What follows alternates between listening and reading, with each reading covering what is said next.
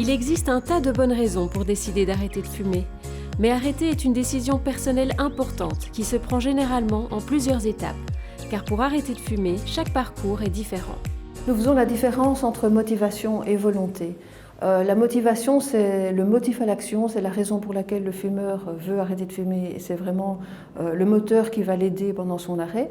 La volonté, c'est plutôt un trait de caractère et une personne peut ne pas avoir envie d'arrêter de fumer mais avoir plein de volonté pour autre chose. Donc c'est un peu dénigrant de faire reposer ça sur un trait de caractère. Donc c'est vraiment avoir des raisons d'arrêter de fumer. Mais en fait, les trois principales qu'on retrouve en général dans nos services quand les personnes veulent arrêter de fumer, c'est la santé, l'argent et l'entourage.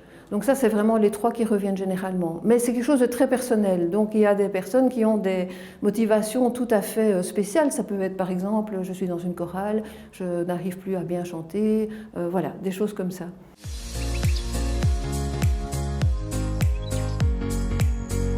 Arrêter de fumer est un processus et la plupart des fumeurs ont besoin de plusieurs tentatives avant d'y arriver réellement. Il faut la plupart du temps plusieurs tentatives parce qu'il s'agit d'une dépendance à une drogue, la nicotine, qui est dans la fumée du tabac. C'est une drogue dure et certaines personnes sont très dépendantes et donc parfois elles doivent vraiment réessayer plusieurs fois, surtout si elles n'ont pas été aidées, si elles n'ont pas su que pour la dépendance physique, justement à cette nicotine, il y a des moyens d'aide qui existent au niveau pharmaceutique et arrêter sans rien prendre amène souvent à la rechute effectivement. Mais il est important de persévérer dans votre décision car toute tentative est un pas en avant vers l'arrêt définitif. C'est ça qu'on explique aux personnes, c'est que finalement elles ont une expérience et qu'à partir de cette expérience, elles peuvent analyser qu'est-ce qui n'a pas marché pour la fois suivante pouvoir vraiment corriger ces erreurs, on va dire. Mais ce qui est important surtout, c'est de les déculpabiliser parce que justement, elles nous arrivent souvent avec un discours « j'ai pas de volonté, j'ai essayé plein de fois » et donc il faut vraiment leur dire « c'est pas votre faute, c'est une dépendance et il faut de l'aide ». Les conseils, associés ou non aux médicaments, augmentent vos chances de réussite. Choisissez l'accompagnement qui vous convient le mieux. Votre médecin généraliste, un tabacologue ou la ligne Tabastop peuvent vous aider et vous conseiller dans le cadre d'un suivi personnalisé, ce qui permet de diminuer les risques de rechute.